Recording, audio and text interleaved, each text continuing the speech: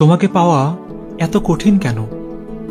প্রতিদিন ভোর থেকে রাত অবধি শুধু তোমার কথাই মনে পড়ে।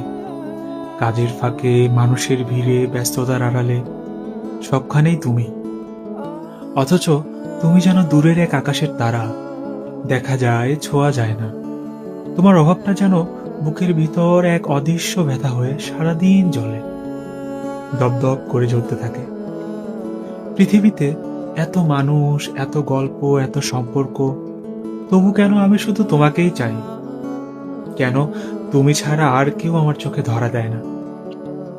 হয়তো এই চাওয়ার কোনো ব্যাখ্যা নেই, কোনো যুক্তি নেই।